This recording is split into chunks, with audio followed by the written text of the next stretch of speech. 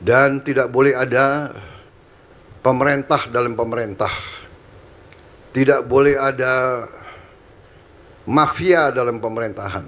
Ini menarik ya teman-teman karena Pak Prabowo pada akhirnya menyinggung soal isu pemerintah di dalam pemerintah, dan selama ini pemerintah dalam pemerintah yang tercuat ke publik adalah geng-geng ya teman-teman, dan salah satu geng yang paling disoroti oleh masyarakat selama ini adalah soal keberadaan dari geng Solo. Masalah utama waktu saya menerima tugas sebagai presiden, masalah utama yang saya lihat adalah kebocoran kekayaan negara. Apapun yang kita inginkan, mustahil kita capai kalau kekayaan kita tidak kita kuasai, tidak kita kelola. Kekayaan itu ibarat darah di suatu badan.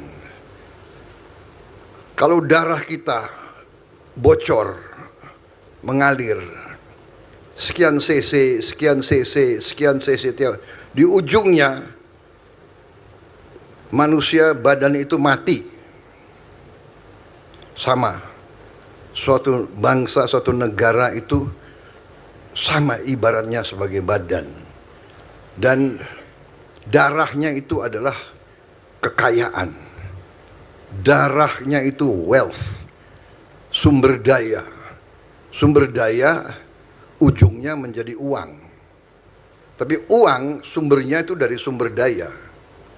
Kalau sumber daya kita bocor, darah kita hilang. Kalau hilangnya terus-menerus, tahun-tahun, bertahun-tahun, berdekade-dekade, sudah pasti saudara-saudara, tidak usah orang pinter, tidak usah S3, untuk di ujungnya kita akan gagal sebagai suatu bangsa. Karena itu di awal pemerintahan saya berusaha untuk pertama mengerti, mencari, memahami di mana kekayaan kita semuanya.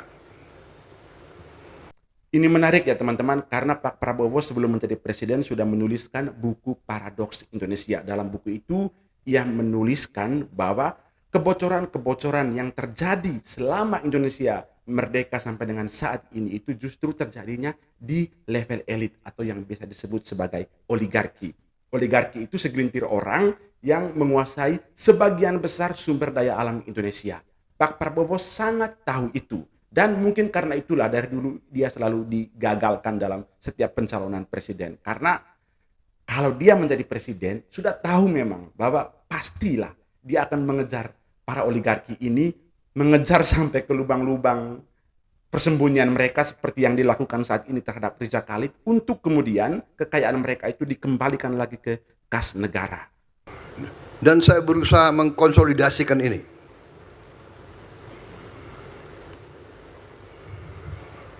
Sehingga waktu itu saya sampaikan kepada Kapolri, Kapolri, tugas utama polisi sekarang saya letakkan di pundak Anda. Saya sampaikan ke Kapolri. Saya minta Kapolri 3 hal Anda yang memimpin untuk saya. 1, pemberantasan narkoba. 2, penyelundupan. 3, judi online. Di awal pemerintahan saya hormati Anda, saya tidak cawe-cawe, saya tidak titip satu pun pejabat, saya tidak titip. Benar Kapolri?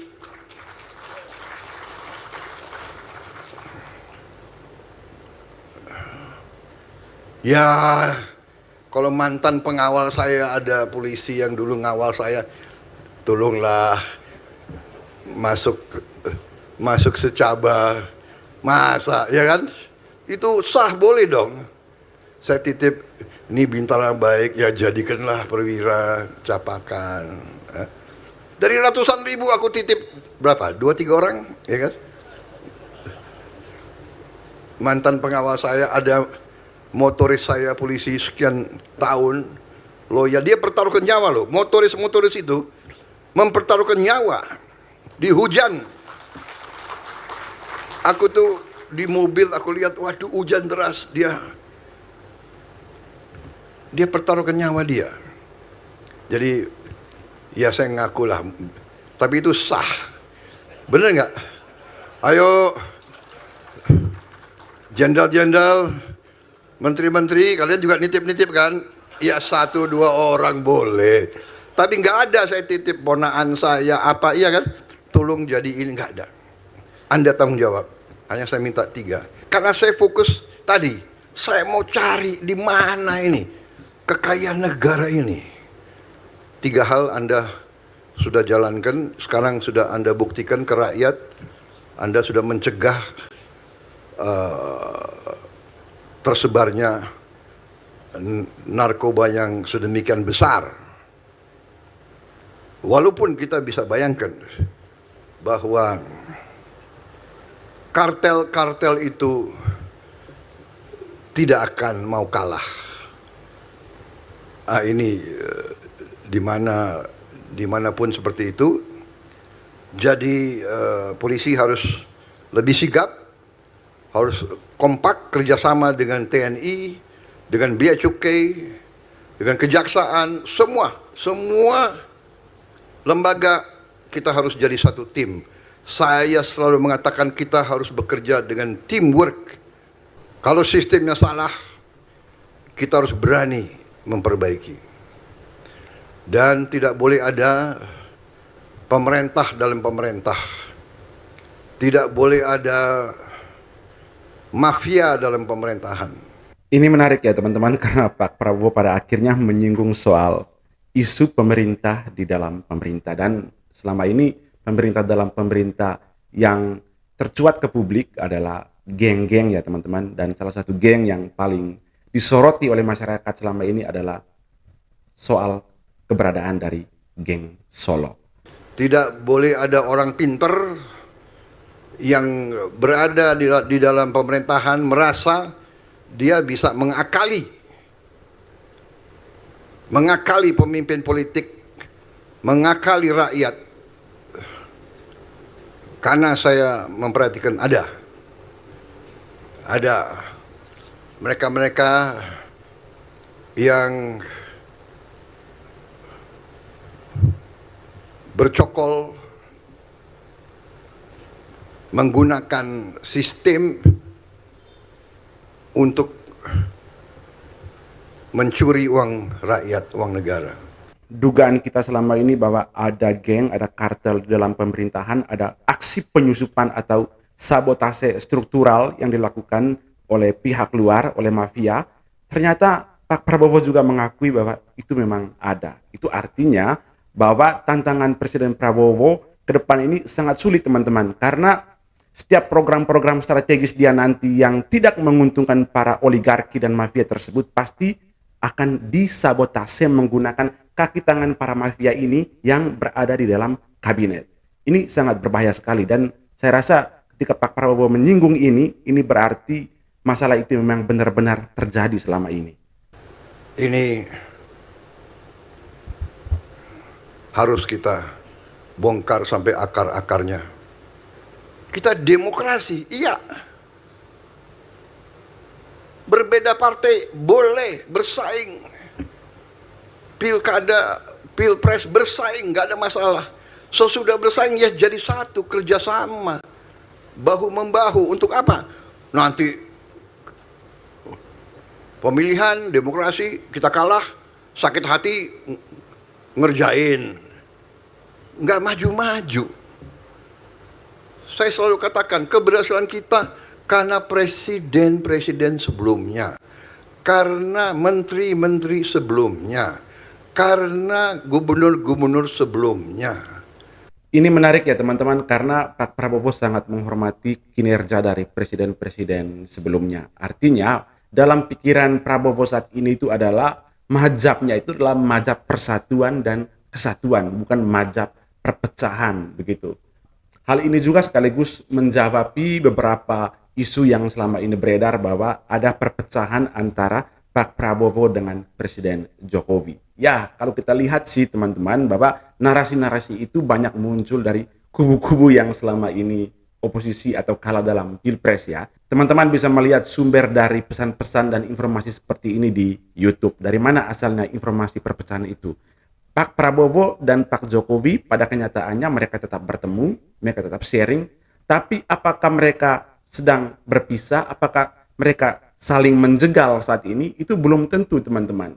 Karena itu kita juga harus melihat baik-baik, mencerna baik-baik apa yang sebenarnya terjadi di dalam istana dan apa yang sedang dipikirkan oleh presiden. Dan pidato ini adalah salah satu cara kita untuk menilai isi pikiran dari presiden. Presiden mazhabnya itu adalah persatuan dan kesatuan. Karena itu dia berusaha untuk merangkul, mengayomi semua supaya kita ini bersatu dan solid melawan musuh dari dalam maupun musuh dari luar. Itu pikiran Pak Prabowo saat ini.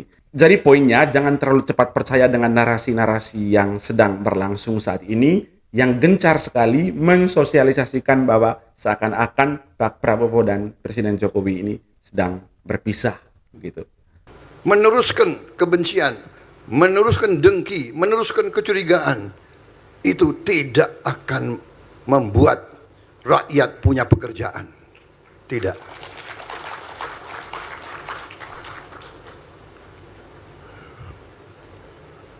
Rakyat kita butuh pekerjaan yang memadai, yang terhormat.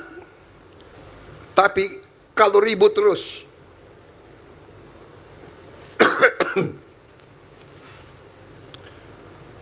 kalau ribut terus, mana ada wisatawan yang mau ke Indonesia? Hotel-hotel kita akan kosong. Dan saudara-saudara, persaingan antara negara sangat keras. Kalau kita rusuh, banyak negara lain yang senang.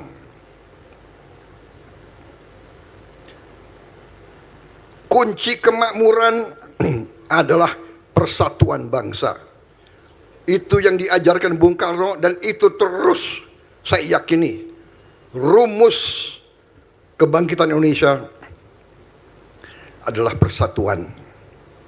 Makanya dalam Pancasila disebut persatuan Indonesia. Bersaing bagus, kritik harus, koreksi harus.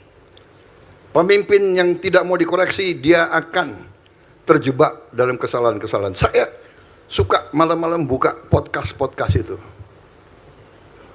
Kadang-kadang dongkol juga ya. Apa ini? Tapi saya catat, oh oke. Kalau kita diserang, ini saya kasih ilmu ya. Yang muda-muda yang pengen jadi presiden, gue kasih ilmu nih. Ya. Jangan takut difitnah. Saya dulu punya guru. Waktu saya masih muda, saya kena fitnah 2-3 kali, saya down.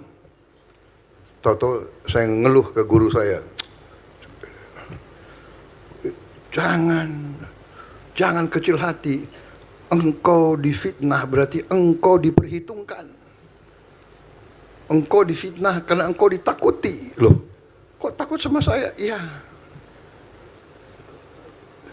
Engkau difitnah berarti kau disuruh hati-hati. Sejarah hidup Pak Prabowo itu adalah sejarah fitnah sebenarnya. Mulai dari tahun 98 sampai dengan dia sebanyak 3 atau 4 kali mengikuti calon presiden maupun wakil presiden gitu. Dan saya kira dalam hal ini Pak Prabowo sudah matang lah. Dan seperti yang dia sampaikan bahwa orang yang sering difitnah justru orang yang paling ditakuti. Ya, saya ketika melihat pemikiran dan membaca banyak buku tentang Pak Prabowo, khususnya buku Paradoks Indonesia itu, saya mengambil satu kesimpulan bahwa rupanya pemikiran Pak Prabowo inilah yang paling ditakuti oleh para mafia maupun oleh negara-negara lain yang ingin bersaing dengan Indonesia.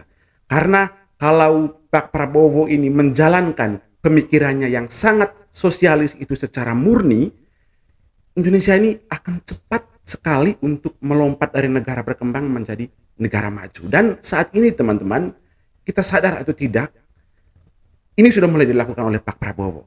Mulai dari MBG misalnya. MBG jangan kita hanya lihat soal keracunan massalnya saja, tapi ini akan memutarkan pertumbuhan ekonomi sampai di level bawah.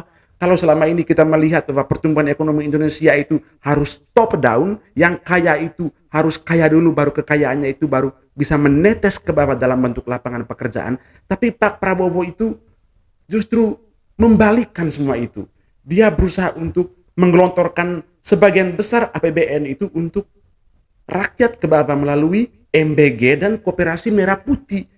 Menurut saya ini sangat sosialis teman-teman. Sosialis karena dia lebih mementingkan soal perut rakyat dibandingkan dengan perut orang kaya atau oligarki yang selama ini kita kenal. Dan dalam buku Paradoks Indonesia, Prabowo sudah sangat paham bagaimana cara kerja oligarki ini membuat kita makin miskin bahkan terus miskin.